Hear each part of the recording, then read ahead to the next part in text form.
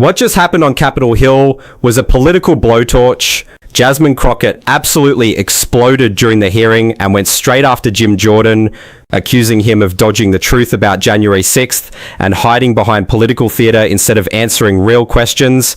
Crockett didn't sugarcoat a single word. She called out the contradictions, dragged the receipts into the spotlight, and forced the room to confront what critics say Jordan has been avoiding for years. The exchange turned tense fast, and once the pressure started building, the whole moment exposed just how shaky the defenses really were. The Republicans have not really fought very much about whether or not Trump was guilty or not.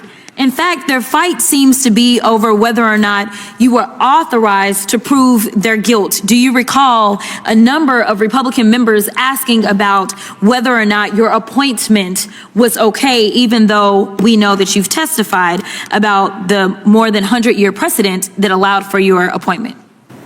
I was asked questions about that today, and our position, as we filed in our appeal, is that there was strong support for my appointment, including Supreme Court precedent directly on point. Thank you so much.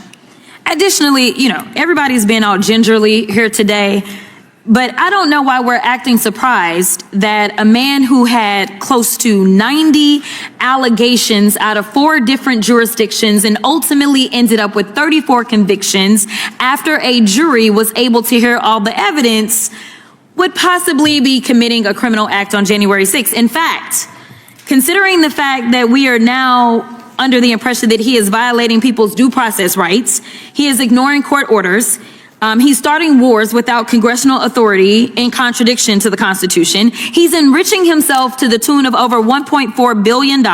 He's shaking down electeds to draw maps that will help him stay in power because the Republicans don't understand that they swore an oath to the Constitution and that we are supposed to do checks and balances. He's also shaking down TV stations to get money. So why are we trying to pretend as if it is out of the realm for this particular man to commit the crime that he committed on January 6th, and frankly, the only reason he ran for president was to make sure that he would not be prosecuted, because I fully believe that you would have put him under the jail based on our long-form conversation that we had.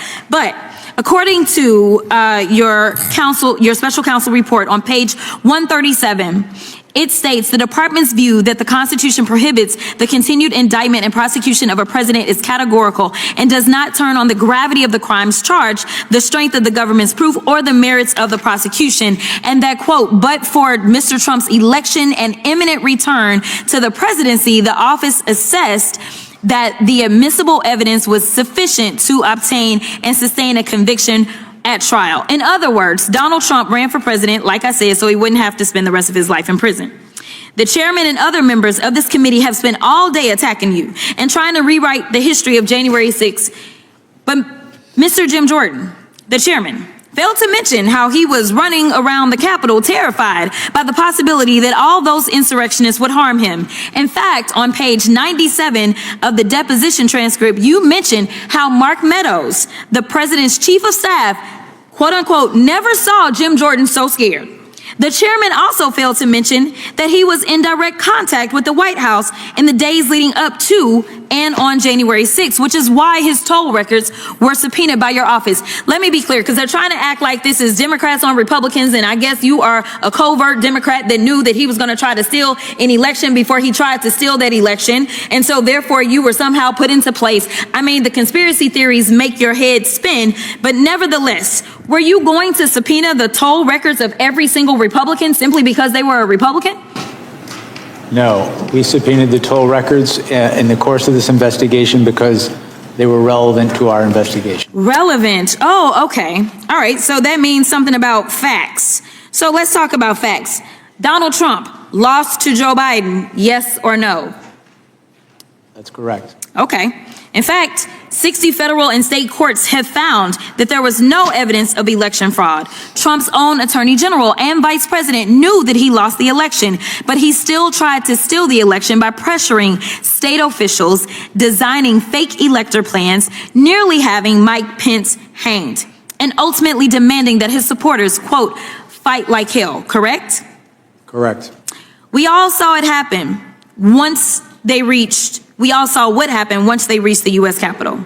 As your report outlines, President Trump knew that he would incite violence at the Capitol that day. In fact, some of Trump's senior advisors were pushing for violence. For example, page 81 of the report details how co-conspirators number 2, John Eastman, tried to convince Mike Pence to break the law, stating that, quote, violence was necessary. So it isn't just Trump who is responsible for the death of multiple law enforcement officers and the injuries of thousands of people. A lot of Republican members of Congress are also responsible. 147 Republicans voted to overturn the 2020 election results, including multiple members currently serving on this committee. And I will yield. Gentlelady yields. Gentleman. Zulgafar. The exchange underscored the growing frustration with how Jim Jordan has handled questions surrounding January 6th and his role during that chaotic moment in American politics. When Jasmine Crockett confronted him during the hearing, the clash exposed a deeper problem. Critics say Jordan has spent years attacking investigations rather than clearly addressing the evidence and his own communications during the crisis. Oversight hearings are supposed to clarify the truth, not bury it under political maneuvering. When lawmakers appear more interested in rewriting history than confronting uncomfortable facts, it raises serious doubts about whether accountability is truly being taken seriously.